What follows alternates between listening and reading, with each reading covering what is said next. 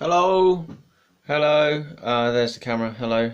Right, there we go. I was gonna mess with my hair, and then I thought, oh no, that'd make me look pretentious and vain.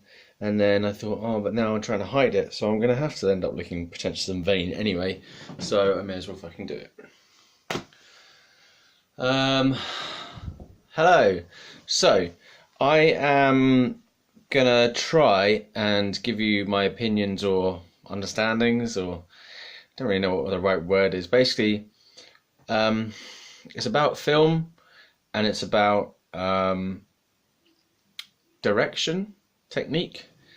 Obviously, YouTube is a very different walnut and a very different ball game, on top of being a very different walnut, to making films. But I've just been watching 10 Cloverfield Lane, and this is something that strikes me very occasionally with films, is I'm wondering, so that when a film is being directed, the camera is in the position of an observer, right?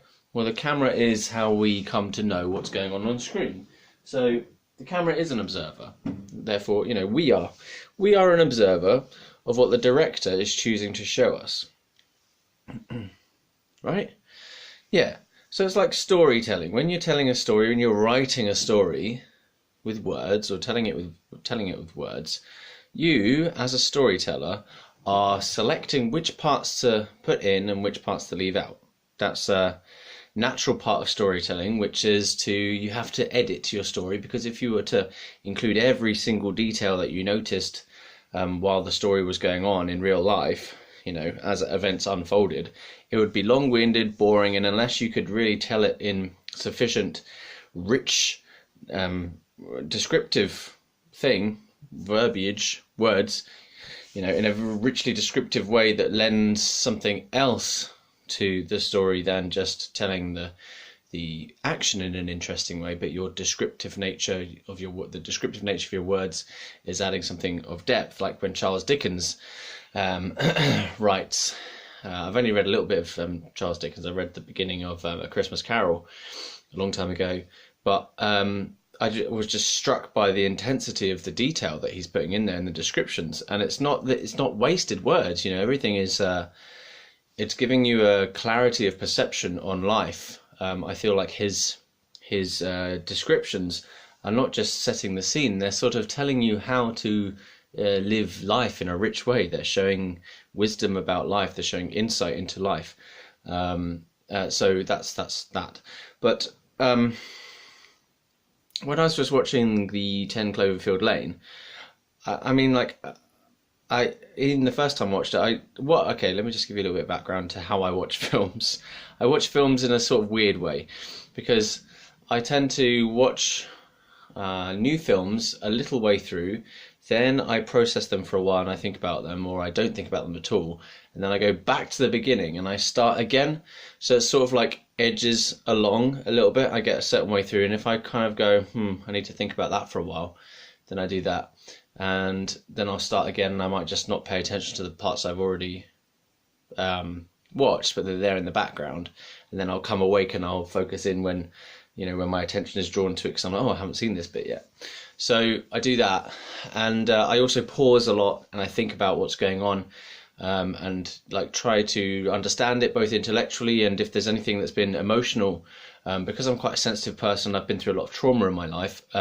Often when there's traumatic experiences being displayed on screen, that triggers me, so I have to sort of take it a bit slow sometimes. I'm terrible for watching horror films, because it just freaks me out, and I have to pause for like half an hour, and then watch another minute, and then pause for another half an hour. It took me 4 hours to watch Silence of the Lambs recently, because the whole reason why I fucking got traumatized by it in the first place, the first time I watched Silence of the Lambs, was because I took in too much information from it, and I wasn't able to deal with everything that I saw, and therefore I started having some fearful thoughts that continued after the film, that just gave me some kind of OCD anxiety problem afterwards, because I wasn't able to process the events within the film, because I was too young or whatever, and it just keyed into my fears, and they didn't go down. So for about 10 years I had a background fear that I was going to become like Hannibal Lecter just because I was intelligent and he was intelligent. That was a random fear that I had. I also noticed that I look like I'm in the show Orange is the New Black because of what I'm wearing today, which is not helping my case. But yeah, I had an irrational fear of that. But that's how I watch films nowadays. I just take it very, very slowly because I can't handle too much in one go. I can't handle too much stimulation unless it's very, very light and it's easy, or I've seen the film before, and even then I'll pause it for different reasons. Then if I've seen a film before, I will quite often pause just because I like it and I want to take in extra details. I want to see how they've created it. For example, in the film Inside Out, the 2015 Disney Pixar film, in that I paused it quite a lot because it's a very rich film. The background details are very full of vibrancy, and there's things to notice, how they've done this and how is that panel thing with all the buttons and switches. So what does that look like? And I imagine my way into the film in more depth, so I just get a richer experience. So I pause it and I look at stuff and think about.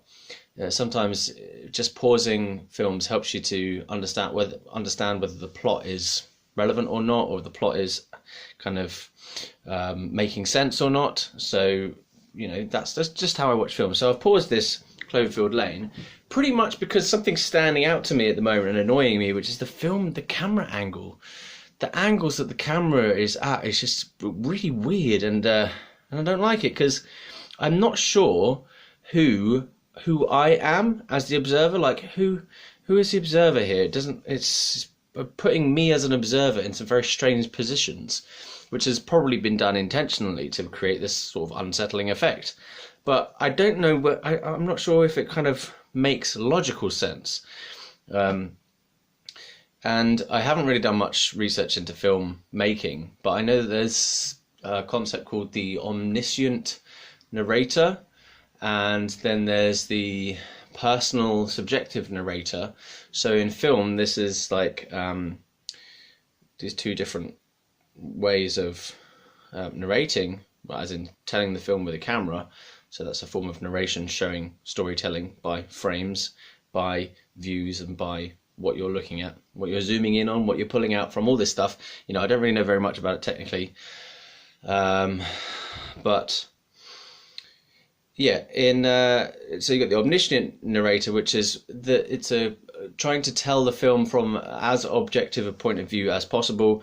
The camera is basically stepping back and showing the events as they occur without trying not to confuse different people's points of view too much. Then you've got a subjective form of direction where everything is focused around one person's point of view. So let's say the film Mother with the exclamation mark. If you've seen that film, a lot of it is focused on this person's face. Now, it's not showing subjective point of view as to what this person can see, but it's a subjective point of view as to what is this person feeling as she's going through this. So we're supposed to empathize with her face, and we're supposed to be going on the emotional journey that she's going on by reading her emotional cues from her face.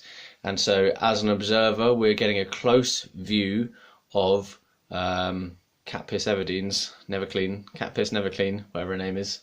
I don't even know if she had did she have a name in that film? The character have a name? Or was she just woman? Girl, young woman, wife, mother figure. Mother figure number one. Mother figure one. Jennifer Lawrence. So in that direction style, it's very close up on her for most of the time. So we're getting trying to get a subjective view of the objective events that are happening. Now this film, 10 Cloverfield Lane, is weird because sometimes we're looking at it from the lady's point of view. I don't know her name. I don't know the actress's name even. And then sometimes we're looking at it from a low angle, like we're just seeing objects. And I'm thinking, who is looking at this? Like who are you trying to suggest is looking at this? Because in the opening of this film, there are some shots of just the objects as she's trying to fish for her phone, and you see the bag of pus, the saline drip. You see that, and I'm thinking, who's looking at that? Where is this? third observer. So we've got like we've got observer as her, observer as the male antagonist character, whatever his fucking name is, and you've got this third observer, which I'm like, well, if that's me, then what am I, a rat? You know, a rat's eye view, because it's low angle or it's high angle. So I'm like, fly on the wall, or am I a rat? You know, what the hell is this third view going on here? I don't understand. Like, that's the one that's annoying me. And because in a way, the complexity of the different perspectives, yeah, that sounds good. Complexity of perspectives that are being employed in this film, I can't get my head around. I'm like, who am I supposed to be? You know, because I'm sat here as an observer, I'm watching a film, right? So you're showing me imagery and movement and events and speech and stuff from particular points of view. And I'm supposed to make sense of all these. And I don't know, it doesn't work for me. It's not working for me right now. Like, for example, on the Cloverfield, actually, yeah, fucking hell. This happened on the first Cloverfield film. On the Cloverfield film, I had an issue with the direction again. Because the fucking narrative device that was being used was found footage. So everything that we saw on screen was supposed to be filmed on an actual video camera. You know, that's the pretense, the fucking premise of the film was that we were supposed to pretend to believe that that is what happened. And already I'm thinking this is just, why did you even bother with that device? Because one, it's so clear that a story is being told, yet it's so clear that they've used this narrative device, that it's a device, that it doesn't feel natural. So like, I contrast this with Paranormal Activity, which I watched the other day, which used a found footage, or like a real life style footage to give you a sense that that this really happened. You know, that's the whole, it's trying to play on your imagination that this could really happen, or this did really happen. It doesn't really work in a monster movie with terrible CGI, for one thing, on the Cloverfield film. But on Paranormal Activity, I've personally felt that was done well. I thought that worked quite well, because the quality of the film footage was bad. Now, I don't know if it improved. I think it might have kind of improved from the beginning to the end. I don't know if they did that, but certainly at the beginning I remember thinking, fuck, it does look like a home video camera, and I was thinking, fuck, do I have to bear with this sort of shoddy looking quality for the rest of the film? But it blended in, and I just forgot that I was watching a home video style camera quality. But I thought it was done well. You know, it was obviously telling a story, but I didn't find it to be particularly obtrusive. I thought that all the cuts that were made and edited were fairly believable on the Paranormal Activity, the first film. I haven't seen the rest of them. I might do. But yeah, I thought that was fairly believable. So I was like, okay, I'm down with that. Yeah, it's working for me. You know, if it's not poking out at me to make me notice that more than I'm noticing the story that's being told, then it's fine. It's like it's blended. So it's not, I shouldn't be thinking about, when I'm watching a film, I shouldn't be thinking overly about how the film's being told. I should be focusing on the content of the fucking story. You know, I should be engaged in the story and the characters and the action and the plight of the characters and what's going to happen and what has happened and is it making sense and we're, you know, being taken on a journey, on being invested in the story to some degree, and hopefully there's going to be a payoff of some kind, emotionally or intellectually or spiritually, I don't know. But yeah. And then so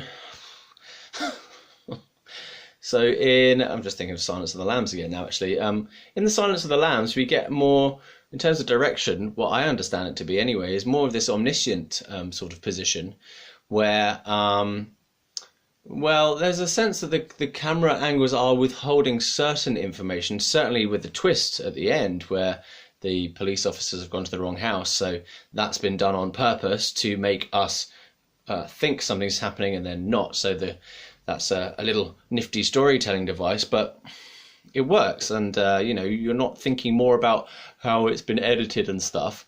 You're thinking about you've been duped by the storytelling, basically, and it's satisfying because you know, that's part of the fun and the art of storytelling. But what this is, this Cloverfield Lane thing, for example, that I'm watching here, 10 Cloverfield Lane, it's like someone who's got a really annoying habit of saying a set of words incorrectly. Like there was this guy who I used to know who, when he said "and as such," he would say "and as such."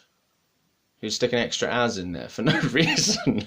So you end up paying more attention to the way he's saying things and how stupid the way he's saying something in particular, to actually listen to what his fucking point is. And as such, and as such, and it was only in that one particular phrase, and he would use it a lot. And as such, you think, you stuck an extra "as" in there. It was like another friend of mine, he used to say, instead of DSS, for the Department of whatever those S's stand for, he would say DSSS, DS. Yeah, so I was down the old DSSSS. It was only applied to that. So it's like I'm focusing on this stupid, thing, as opposed to what he's actually trying to say. So I feel the same way about this camera device, this direction device on Cloverfield Lane, and I felt the same way about the first Cloverfield film as well. I'm like, why didn't you just not be so obvious that you're trying to tell a story with found footage? Why didn't you just like try to be realistic to found footage? You know, like, why didn't you just sort of? It's just so obvious, like distractingly obvious. Whereas, unbelievable, basically. It was unbelievable. I couldn't feel like this could have actually happened because it was so obviously edited together and obviously directed and obviously shown in certain shots. So you're thinking, what's the point? Just don't do that. Just go to a different direction style instead, because it didn't make sense. Or do it better. Do it well. And I think if you're going to do a found footage style thing, you have to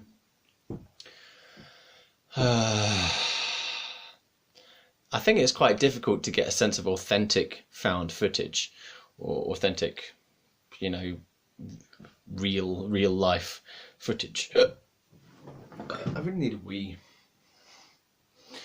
So I'm going to try and muddle my way through the rest of Cloverfield Lane and just deal with the random camera angles. I don't understand. Who am I?